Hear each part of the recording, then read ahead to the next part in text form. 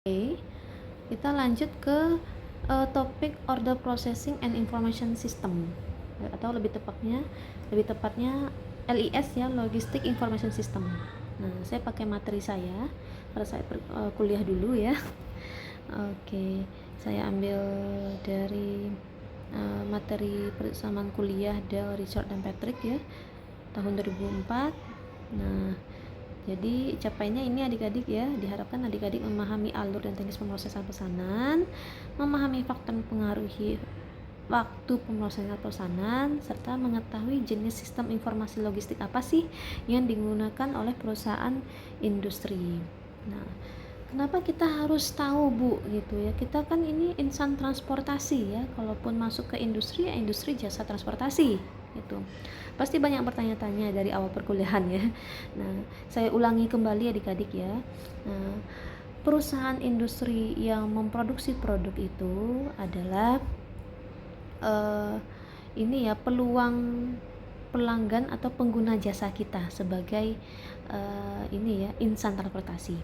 Nah, saat ini sudah banyak yang perusahaan-perusahaan legal di jasa transportasi sebagai freight forwarder atau perusahaan ekspedisi gitu. Jadi suatu perusahaan terkadang memiliki keterbatasan pembelian aset mobil atau truk gitu ya, karena mahal gitu ya, belum lagi nanti menganalisis rute yang mau digunakan, moda yang tepat gitu ya, kemudian kemungkinan kecelakaan di lapangan. Nah, itu semua cukup berat dilakukan oleh produsen langsung, dan biasanya produsen kebanyakan ya zaman sekarang bahkan menyerahkan tugas antar mengantar barang, bahan baku, bahan setengah jadi, barang jadinya bahkan ke distributor, bahkan ke konsumen, itu ke perusahaan jasa transportasi yang profesional gitu. Makanya kita sebagai insan transportasi mesti memahami juga gitu ya. Nah, sistem informasi atau digitalisasi yang berhubungan dengan peran kita sebagai perusahaan transportasi nantinya. Nah, contohnya ada di ini ya, order processing ini gitu. Nah, jadi di order processing ini, ini tulisannya agak berantakan ya. Intinya salah satu dari layanan pelanggan logistik. Nah, jadi perusahaan membuat suatu media layanan pelanggan logistik itu tentunya dibarengi dengan order processing yang ada hubungan langsung dengan konsumen.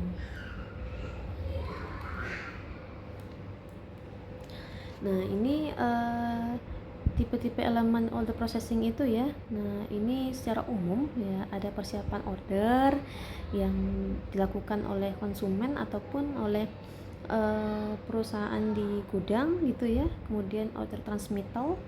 Nah, kalau zaman dulu itu kan kalau fix jadi di order kan di telepon ya. Nah, kalau zaman sekarang perorangan pun bisa melakukan, nggak harus hanya reseller saja yang boleh nelpon, enggak ya, perorangan yang konsumen akhir pun bisa gitu melakukan order. Dengan cara apa ya, dengan memanfaatkan OMS, order management system. Nah, biasanya yang ke entry itu atau yang ke masuk datanya itu ya ini ya, ada ketersediaan stoknya gitu ya. Nah, kalau zaman dulu bahkan jumlah stok, kemudian ngecek stoknya itu secara manual adik-adik. Sekarang itu sudah terdigitalisasi. Nah, kemudian ini ada order filling, pemenuhan order itu di gudang atau tempat penyimpanan barang produknya gitu ya. Nah, ketika sudah oke, nah dikirim, kemudian bagian ininya, entry juga harus mengupdate gitu ya. Zaman sekarang juga sudah terintegrasi adik-adik ya, antara order management system dengan TMS, transport management system, yang ada atau yang dikelola oleh perusahaan ekspedisi. gitu. Jadi ya tergantung perusahaan adik-adik, apakah OMS, TMS, WMS-nya itu dikelola sendiri oleh perusahaan atau perusahaan minta tolong pihak ketiga yang handal dalam warehousing, handal dalam order manajemen, handal dalam transportasi. Nah, kemudian untuk pemenuhan order itu ada faktor yang mempengaruhi ya adik-adik ya, ada rumusnya juga gitu. Nah, siapa yang pertama kali order, atau yang prioritas, atau yang pesanannya paling mudah ditangani, paling singkat, atau yang paling kecil gitu, atau yang ini yang masuk dalam jangka waktu PO-nya gitu ya. Nah, jadi kalau untuk mengetahui berapa persen gitu ya order itu bisa dipenuhi, ya tinggal mengalihkan persen stok gitu ya, yang hasil pengecekan stok dikalikan dengan jumlah item yang mau dikirim gitu. Misalnya ada 5 baju kaosnya kan sama ya, berarti 0,93 dikali 5 ya sudah 0,7 atau 70% itu bisa terpenuhi.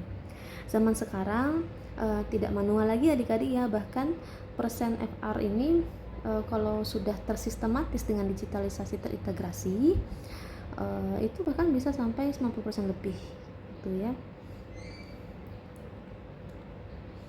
Nah, jadi pemanfaatan digitalisasi untuk order processing ini tidak hanya dimanfaatkan oleh perusahaan yang produksi produk, tapi juga pemasok juga adik-adik, pemasok, distributor gitu ya, konsumen bahkan juga ya.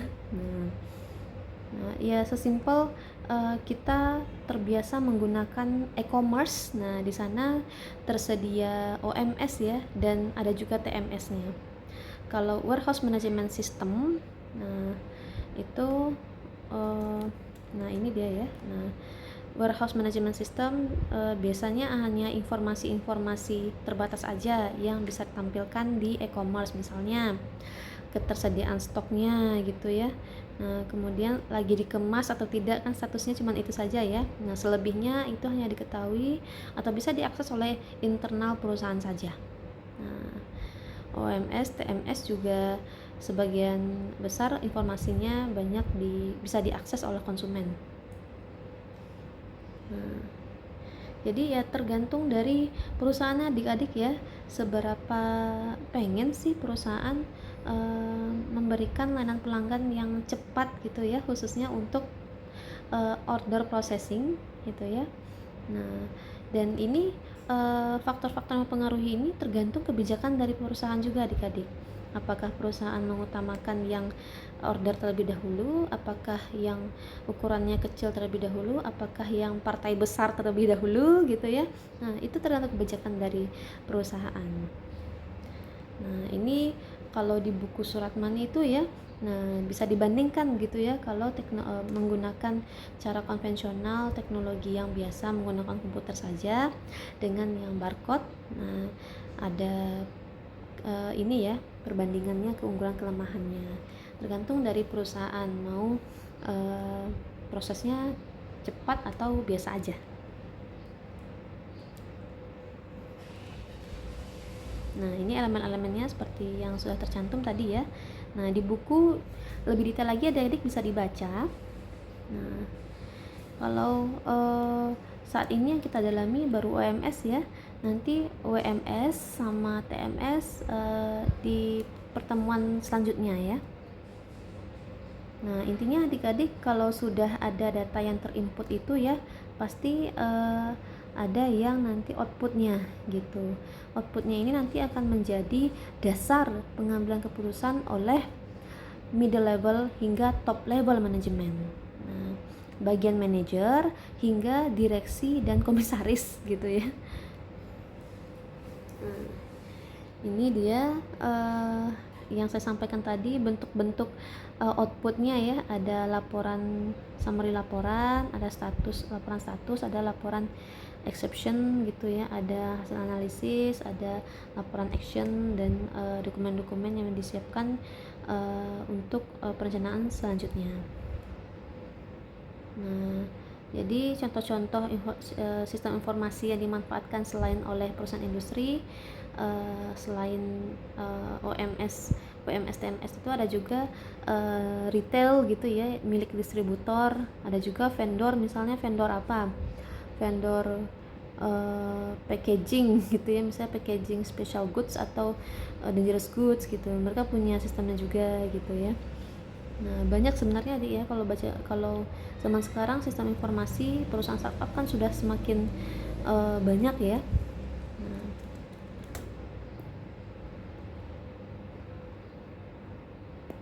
oke.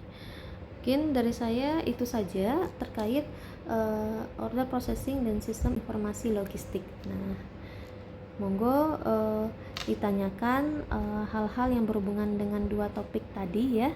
Nah, dan ditujukan pertanyaannya untuk saya terkait teorinya atau untuk Pak Bayu terkait praktiknya gitu. Itu saja dari saya. Selamat ini ya, memahami dan belajar untuk persiapan kuliah besok. Assalamualaikum warahmatullahi wabarakatuh.